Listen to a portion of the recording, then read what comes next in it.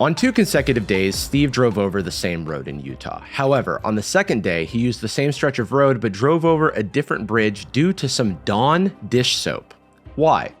On 2 consecutive days, so day 1, day 2, Steve drove over the same road in Utah.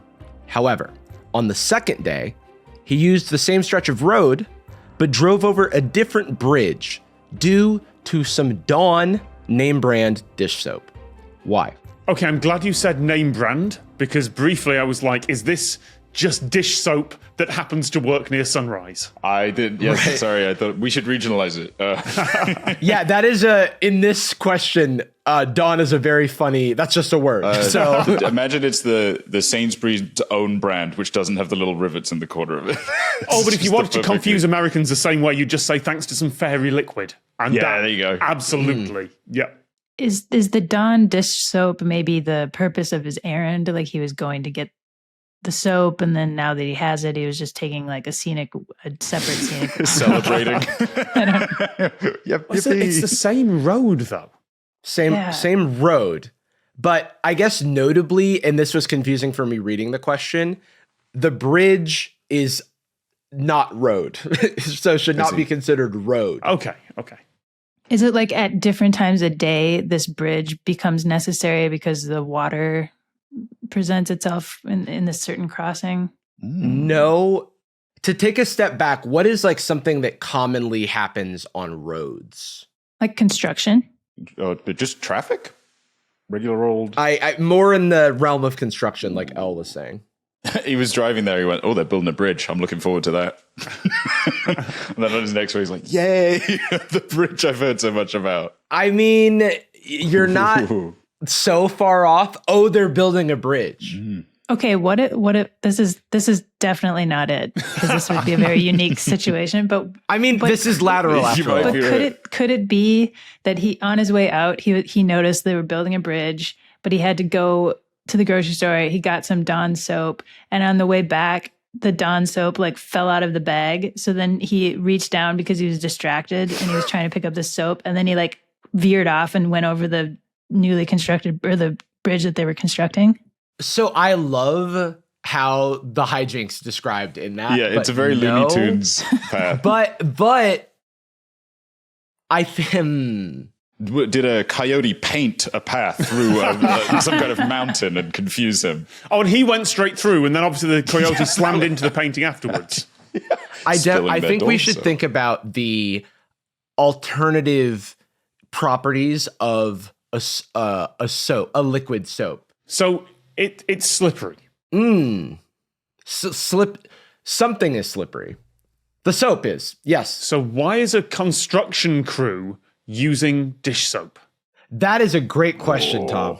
Why is, and maybe the other bridge had just opened, and like the last thing they need to do is dish soap the bridge? Do they have to slick it up or something? Follow that thread, Jordan. I'm LA maxing right now. There is like famously the most dangerous time to drive on roads here is immediately after the rain, because there's so much oil that accumulates from poor maintenance of the road, but also whatever materials I'm assuming is used in the construction. Is dish soap like a DIY solution for a tool they normally would use? It is a DIY solution in a way for solving a task they needed done. I don't have information on what the alternative would be, so this seemed to be the primary intention of like this technique. Oh, wow. I'm going to read an aspect of this question again because it's been a minute, so I just want to remind the how it's written. Okay. On the second day, so he drove over the same road 2 days. On the second day, he used the same stretch of road, but drove over a different bridge. Where could this different bridge have come from? Because it says drove over a different bridge due to some Dawn dish soap.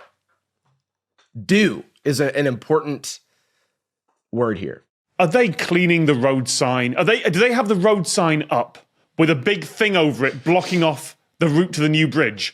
And the way you remove that paint is you just get someone up there with some soap and water and you scrub That's The sign that's clean. funny, but I want to know. Let's go back to I think Tom, you said that the slippery element, and how that might be used and then Jordan mentioned the DIY element of how you might use a slippery substance. Is it like the varnish that they put on the end? Do you know what I mean? Nothing about the varnish, nothing about the actual traction of the bridge as a driving surface. More about how a bridge comes out of nowhere. Tom, you seem like a guy that would know a lot about bridge construction. Okay, here's the thing. That's the second time in my life someone has said something like that to me. The other time, I was on a flight somewhere over Europe with a couple friends, and in the back of the plane are a group of lads off on a stag weekend or something, and they're all gawping, like they're maybe 4 or 5 rows behind us, they're all gawping out the window. And one of them's walking by, coming back from the toilet, like, you look like you might know something about bridges. What's that? And we look out the window, and like, I can't be offended because I'm like, oh, that is the Øresund Bridge. It's between Denmark and Sweden. So yes, I do look like someone who would know about bridge construction. Maybe I mean a cool guy. If a bridge appears out of nowhere, it's because it's been constructed off-site and brought in. It's a prefab bridge that has been constructed and brought in off trucks. So do they just slide it into place with dish soap? That is exactly what they do. Yes, that is exactly what it is. I'm sorry. You can't do that. You need bridge juice or something. Right? You need like industrial lubrication.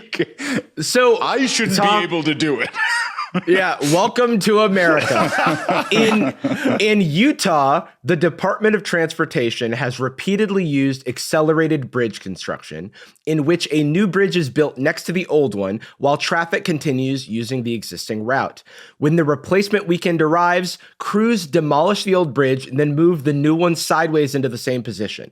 This lets drivers use the old bridge one day and a new bridge almost immediately afterward, with only a short closure rather than months of disruption. The bridge is placed on steel slide beams with low friction pads underneath, then pushed or pulled into place using hydraulic equipment.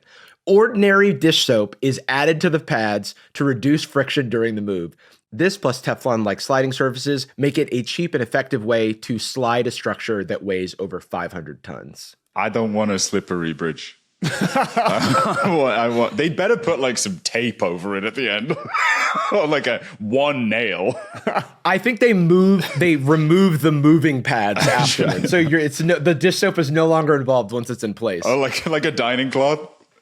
Yeah, exactly. The bridge stays. I Exactly. hate that the reason I got that question is because Jordan was like, you look like someone who knows about bridge construction. I gave you confidence. And then your brain was like, I do actually. I do. You're right. Hold on, is it the correct answer?